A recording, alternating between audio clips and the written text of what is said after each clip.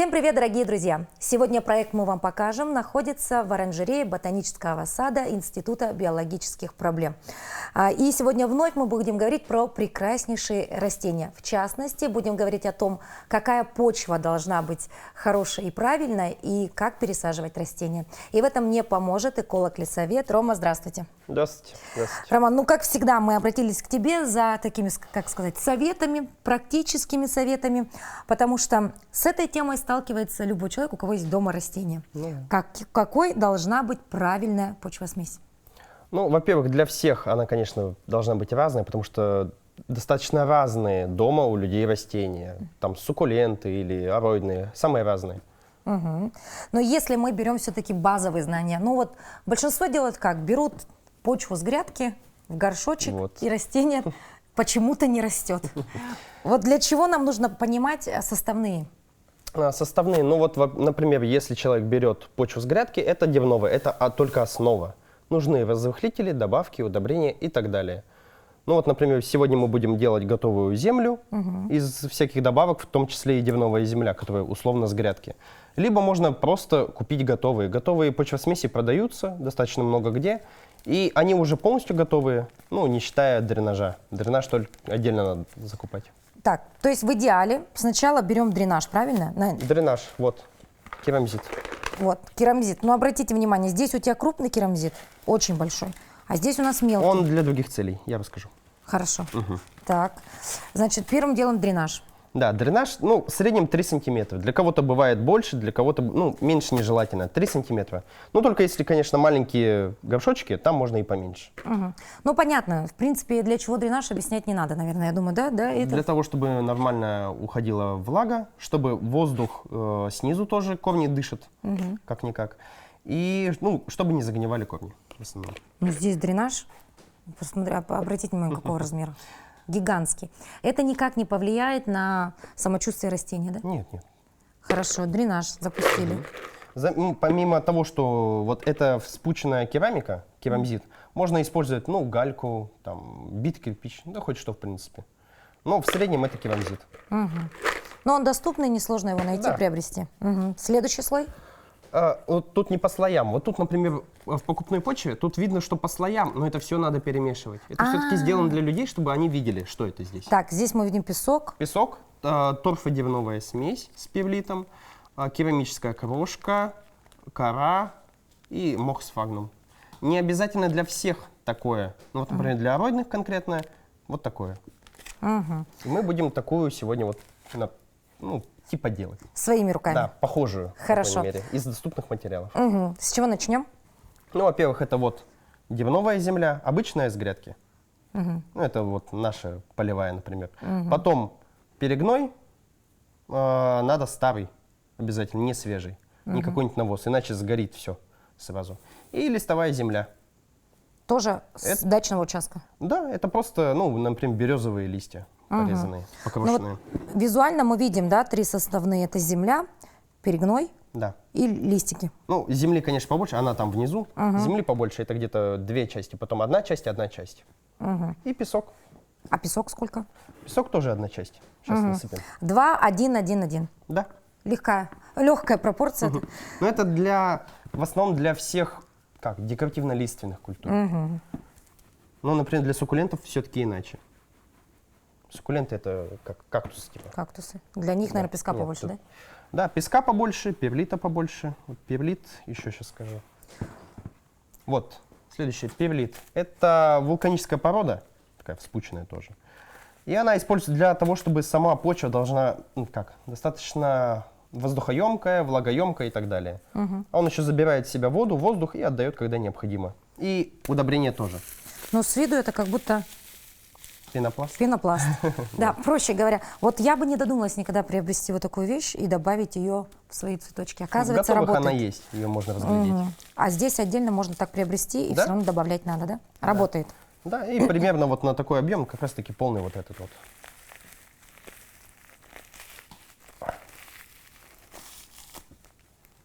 И весь высыпаем. Потом все перемешиваем. Так, дальше идет вот мелкий дренаж, это имитация каменистой почвы. Потому что, ну, в природе камни все равно есть. Это вот керамическая крошка иногда есть в готовых. Либо просто мелкий дренаж, ну вот крупный не подойдет уже. Поэтому мелкий дренаж можно тоже сюда намешать. То есть мы сегодня практически как на кухне готовим, смешиваем. Так, очень интересный процесс, казалось бы, да? Дальше. Так, дальше идет, ну вот, мох с фагном. Для чего? Его используют для многих целей, но он, опять же, разрыхлитель, и еще у него есть фунгицидные свойства. Он обеззараживает дополнительно. Ну, мало ли какие-нибудь заболевания появятся, он может предотвратить.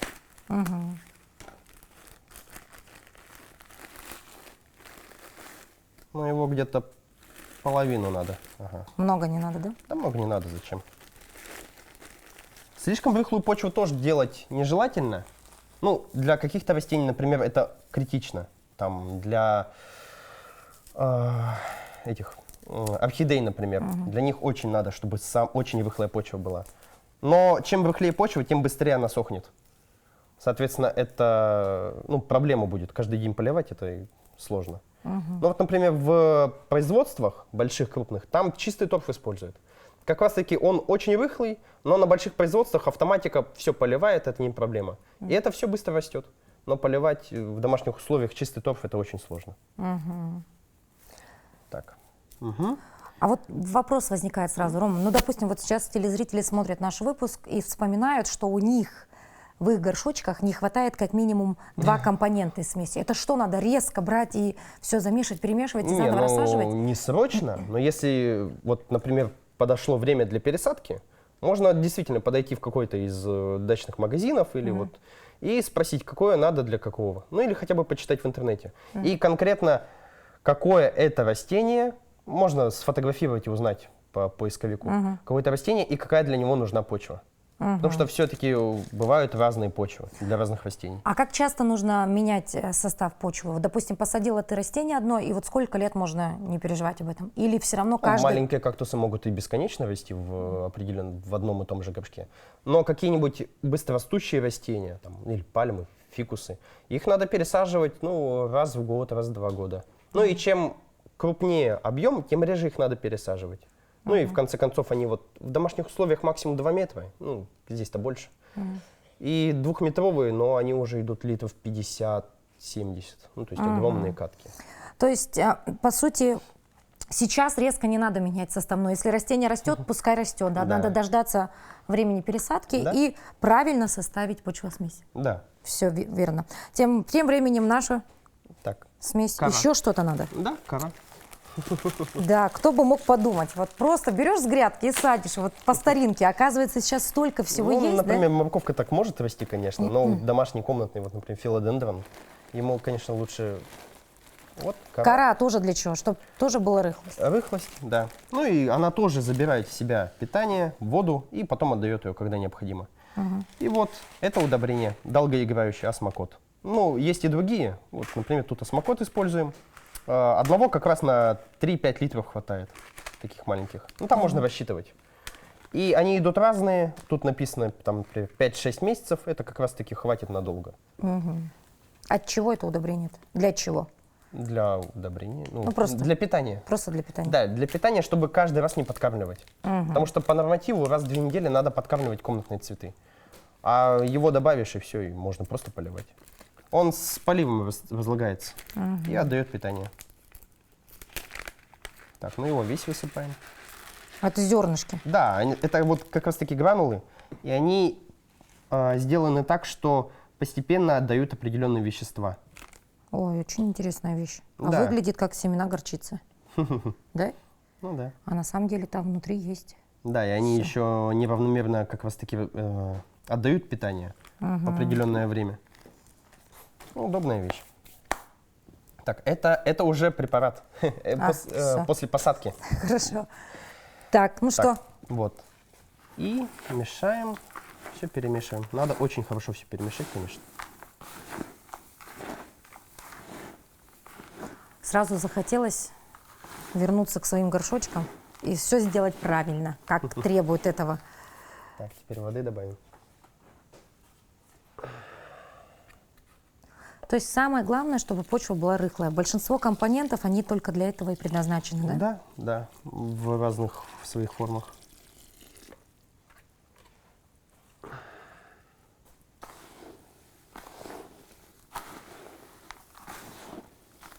Вот. И земля становится похожей вот на ту покупную. Для особо ленивых покупаем пакетик, просто перемешиваем, в горшочек опускаем.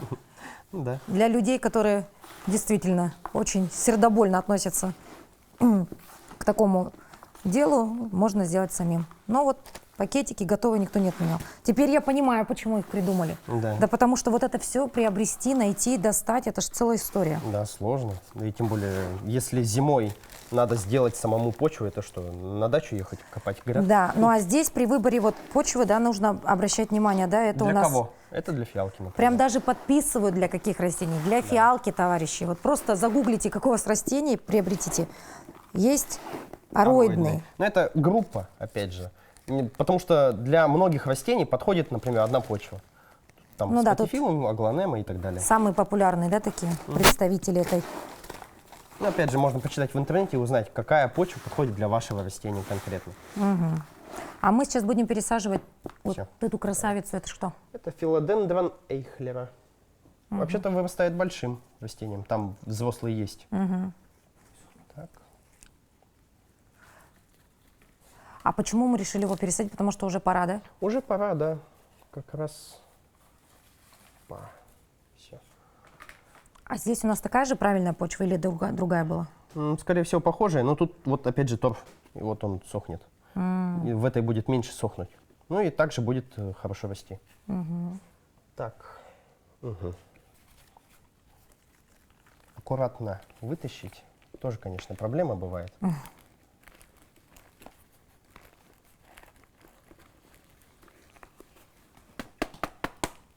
Стучат по горшкам, чтобы отошло. О, О, какие корни. А, еще при пересадке надо обращать внимание на корни, потому что бывает, вот опять же, перелив, и тут часть корней просто черная, там, ослизненные, гнилые. Их надо обязательно убрать вручную. Потом полностью все-таки убрать от этой зараженной почвы, потому что там уже болезни, вот это вот все, если корни гнилые. Просто под проточной холодной водой сполоснуть и замочить в марганцовке на 15 минут. В слабом растворе марганцовки. если сгнили корни, замачиваем в да. марганцовке. И вручную убирать все эти корни. Очень часто это происходит у суккулентов, например. У этих, например, замиокулькас, его называют денежное или долларовое дерево. Вот часто у них такое происходит, потому что люди не понимают, что некоторые растения вообще очень редко надо поливать, а некоторые чаще. Помимо того, что почва должна быть, еще и про полив надо знать много информации. Да, А у нас полив обычно для всех растений одинаково. ну вот. Хотя надо Кому-то знать. не хватает, а кто-то, наоборот, страдает от количества полива. Так, почву. И иногда, ну, желательно, слой песка после дренажа. Это дополнительный уровень дренажа. Можно такого не делать, но это как раз-таки защита от ошибок. Чтобы, если перелив, то ничего страшного, оно просто пройдет насквозь. Так, ну тут сверху тоже желательно убрать старую почву. Старая, она как? По большей части уже бесполезна. Желательно новую. Новое это питание есть и так далее, и так далее. Это все корневая система, да, у нее? Это все корневая система, но она давно переросла. Полностью обвилась вокруг и так далее. Так, примеряем. Так, тогда добавляем этой почвы, если мало.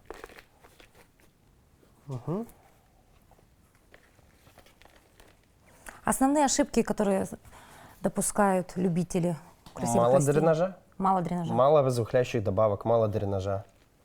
Опять же. И пренебрежение вредителями. Вот, например, какие-то вредители есть. Ну вот здесь, например. Вот. Это мучнистый червец. Скрытно живущий вредитель, который, ну, сложно убить обычными препаратами. Их надо отравлять. Вот само растение, если отравить, то и они отравятся. Вот как раз-таки вот этот препарат для этого и нужен. Следующий. Да. Пока мы еще не дошли до вредителей. Не, ну и им поливают. Так, и вот тут по бокам очень надо запихнуть. По бокам почему? Ну, чтобы новая почва была по бокам, чтобы корни Получали чувствовали, всё. да, новое питание и так далее. Ну, можно было бы его посадить в горшок еще побольше, конечно. Ну, ладно. Если такой горшок, то и где-то весной надо будет еще раз пересаживать. Растения быстрорастущие.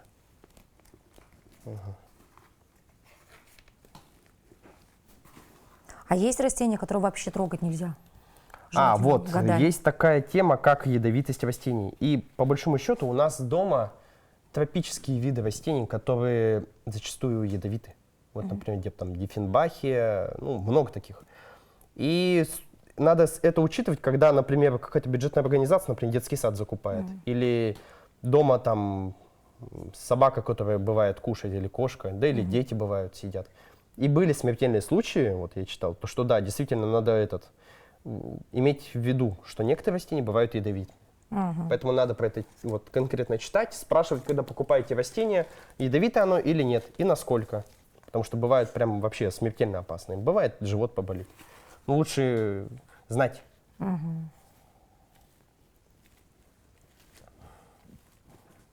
Ну вот все, готово.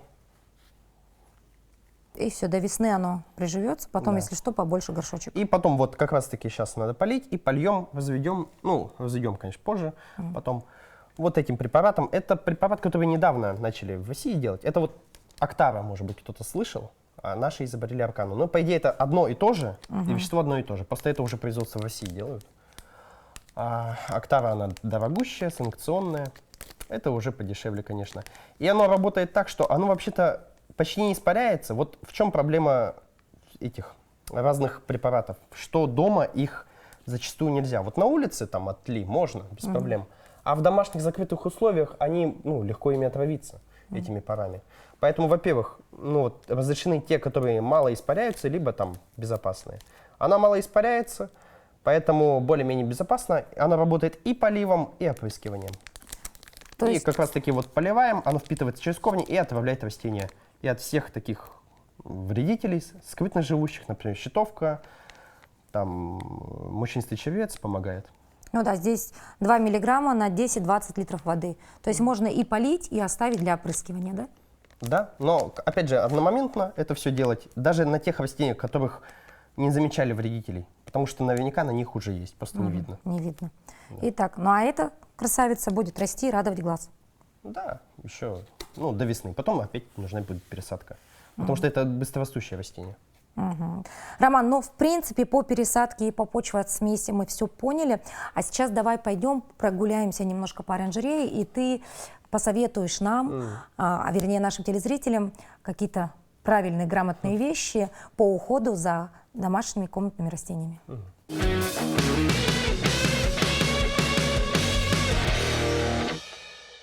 Ну, рассказывай, что за растение у тебя в руках, да, и в чем его прелесть, или, может быть, наоборот, в чем сложности выращивания такого красавца?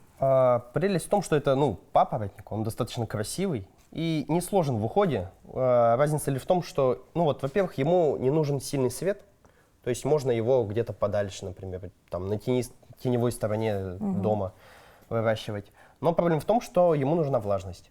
То есть некоторые даже выращивают их в ванных комнатах. Это достаточно красивое растение. А как его размножается? Размножать, можно просто вытаскивать, доделить. Так. Но можно и просто покупают. Он, в принципе, семенами, спорами размножается. То есть это растение, которое любит Влажность. влажность тень. и тень. Поэтому для В самых-самых тенистых, конечно, нет, иногда нужна подсветка. Но всё Хорошо, запоминаем название. же. Нефролепис. Поехали дальше. Так. Холорофит, что Вот это есть в каждом Чё, и чё по бюджетном нему рассказывать? учреждении, да. В детском саду почему-то мне это растение ассоциируется С Советским Союзом. с Советским Союзом. Да. По-моему, оно было везде, да? Да. Очень неприхотливое растение, да? Весьма. Просто растет и растет само по себе. Особо. Да. Но, что по нему сказать? Не, если создать условия, он вообще шикарный вырастает. Да? Да, мощные листья, это все. Да, это монстера. Их бывают разные разновидности, но в основном это вообще-то лианы. Это необычные домашние растения. И вот у нее есть воздушные корни, которыми она крепится, ну, в природе она крепится к остальным растениям. И вьется, например, по большим фикусам, трехэтажным. И она вьется дальше, дальше, дальше. То есть вот это живые корни? Это, да, это и корни, и крепление к стволам. То есть отрезать это не надо? Нежелательно, конечно. И вот в домашних условиях бывает, оно вот растет, оно неприхотливо достаточно, и перерастает, потом падает, и эти корни мешают и так далее. То есть надо учитывать, что на будущее нужна ей опора, какая-то поддержка. И, ну вот, например, здесь сделали такую решетку и на нее повесили. И вот она растет дальше, как в природе почти. Хорошо. Это гибискус, ну или называют китайской розой еще. Достаточно много у кого есть. И тоже неприхотливо, но дело в том, что она часто поражается вредителями. Поэтому тоже надо иметь в виду, что его надо вот смотреть, внимательно следить. Ну и достаточно любит свет, но и без света она тоже нормально бывает растет. То есть тоже достаточно неприхотливая и безопасная. Роман, вот это растение тоже часто встречается на полках, да, магазинов, ну а также в общественных местах. Что Да, это за- это диффенбахия. Достаточно красивое, беспроблемное растение, но дело в том, что оно ядовитое. Ну, руками трогать ничего страшного, руки помыть без проблем. Но если кто-то там съест кусочек, листик, то это будет достаточно, ну, это можно отравиться вплоть до смертельного исхода. Надо это учитывать. Если покупаете где-то, надо спрашивать, что это за растение и ядовитое оно или нет. Вот, это агава, ей многие годы, десятилетия, ее тут выращивают очень давно.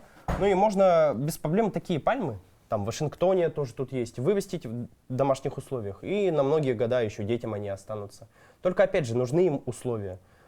Тут она вот, видите, заваливается. Заваливаются растения домашние, кстати, из-за того, что нет ветра. Ветра нет, они не чувствуют устойчивости и теряют корневую массу. В этом случае что надо делать? Опоры? Только Только опоры. Ну, дома ветер не создашь. Либо вентилятор. Ну, так себе. этому растению вам, наверное, очень много лет, да? Очень много. Ну, 50, наверное, где-то так. Ну да, Ну, 55 лет. 55 лет. вот так вот.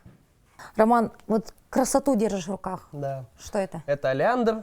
Достаточно красивое растение, но очень ядовитое. Все части при том. Надо учитывать это, иметь в виду и быть аккуратным с ним.